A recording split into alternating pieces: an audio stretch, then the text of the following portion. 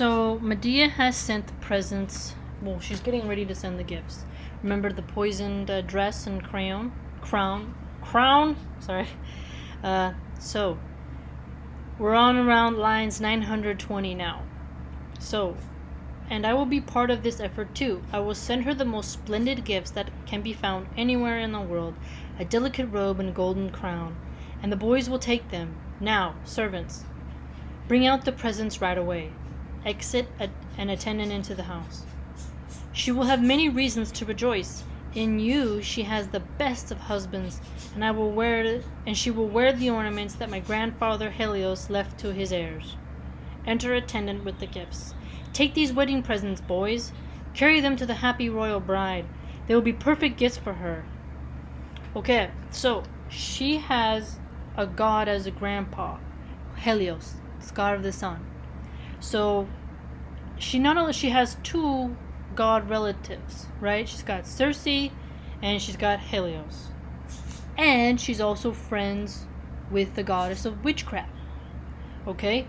So this character is, gloating about the wonderful presents she's going to give the new wife of her ex-husband. It's very sad. And she's having her sons go with the people to deliver the presents because she wants to manipulate the princess's heart and try to make the gifts more acceptable so she can't refuse them. Because she knows if the princess refuses the gifts and doesn't touch them, she will not be poisoned. Right? So Medea is going the extra mile to fulfill her plan of hatred. She's putting her own kids in the service of her wicked plans. Okay? She's just such an evil character. I hate her so much. That's biased, I know, I'm not supposed to say that, but I really hate this character. So Jason tells her, "That's ridiculous. Don't deprive yourself. Do you think the royal house needs dresses or gold? You should hold on to these things. I'm sure that her high regard for me will matter no more than material objects." Medea responds, "No, they say even the gods are moved by gifts. For us, gold counts more than 1,000,000 words. Her fortunes are high.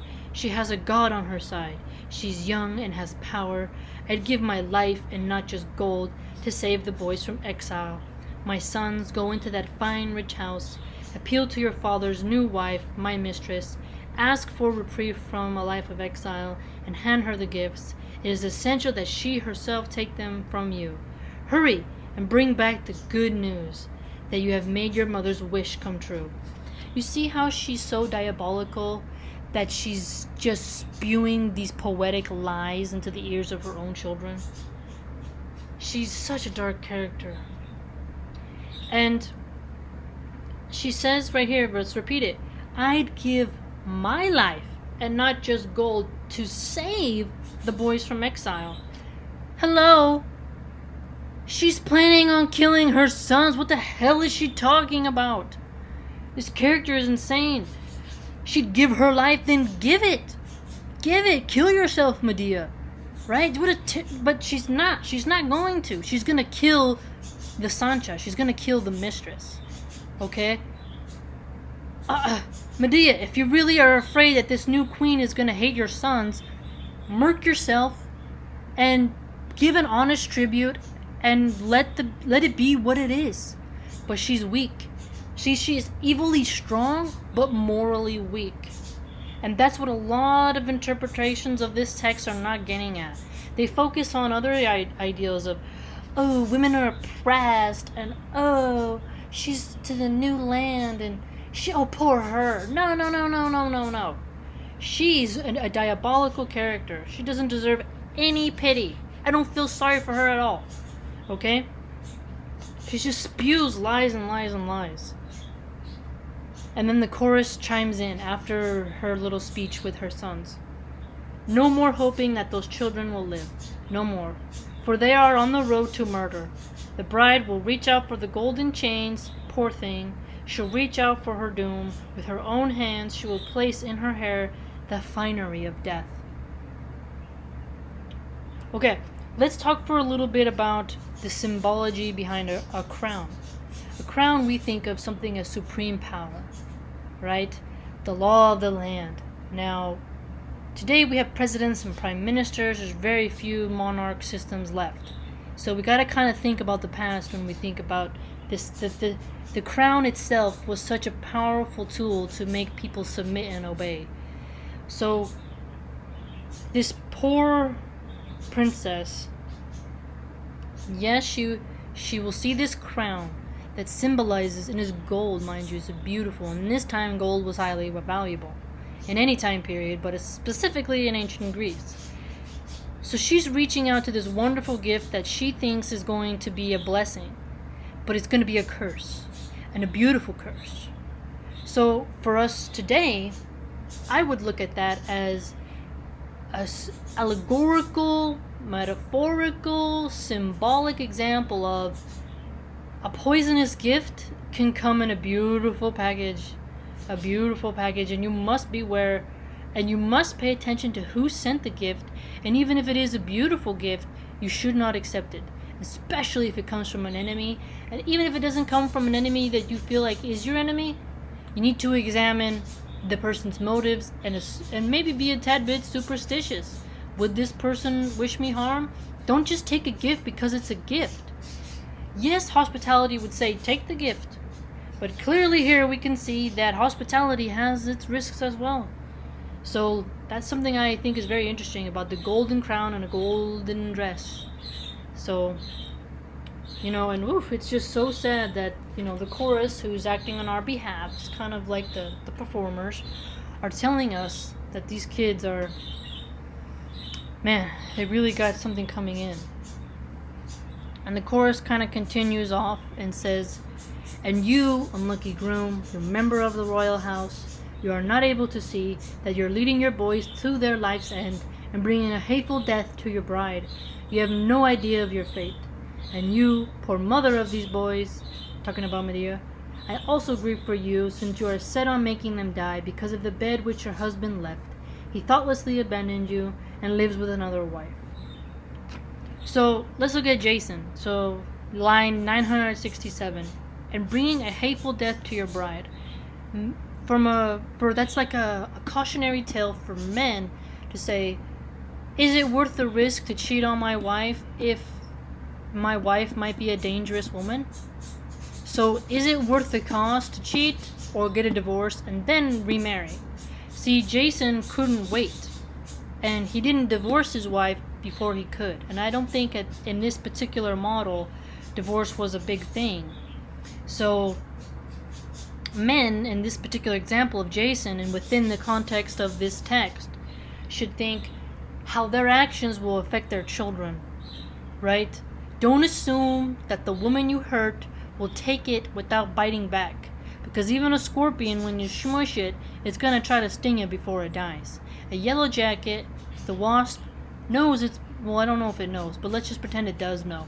It stings you and it dies. It sacrificed its life as a kamikaze wasp and to sting you for a little time. Except this is more diabolical. So that's the lesson I feel like we could derive from these particular lines right here. Wow. And again, they reiterate, she simply wants to kill her children just because her former husband left her bed. That's a big thing for women. Your man may leave you, but the world moves on, and you must regulate your emotions and not let your emotions get the best of you. And even if you're the most beautiful woman in the world and you made a bunch of sacrifices for your man, it does not guarantee that he will not fall in love with someone else. And that if he does, you must not let rage run rampant in your heart, because it will destroy you and all you love. Medea doesn't get destroyed, but she gets destroyed more in a moral character sense. She's a fictional character, but let's pretend she was real in her real society. Her legend, her legacy would be that she was the most evil mother of all. Worse than many. So these tragedies, these Greek tragedies, they're meant to get under our skin and make us think, right? We're meant to learn from their mistakes.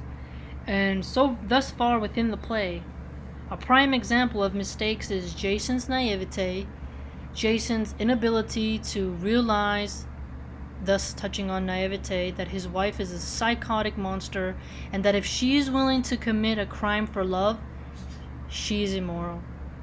She can never be trusted. Furthermore, this character, Medea, shows us that if your wife is willing to hurt her own father for you, she will hurt her own sons. She has no limits. If she hurts the man who provided the sperm to let her come into existence, who raised her, who fed her, provided for her, and she was willing to ruin that bond, that sacred holy vow, that gift from the universe for Jason's hot chorizo. Seriously? Come on, man. So, remember in the beginning how she was saying how, if only we could see what's really inside people and not, and their looks trick me. Same goes for Medea. We don't know if she's beautiful. We don't know that. It doesn't describe her looks. It only describes her actions. But let's just assume she is beautiful. Medea isn't ugly on the inside as well. Worse than Jason. The only crime Jason did was have sex. Medea's crimes are far worse. Far worse. She's actually had people killed. So it's terrible how, Medea is incapable of seeing this, and we as readers must keep this in mind when we make judgments about who we feel sorry for within this text. So, right, family, let me know what you think. What do you think about Medea? Let me know. We're going to do more videos. Hang tight.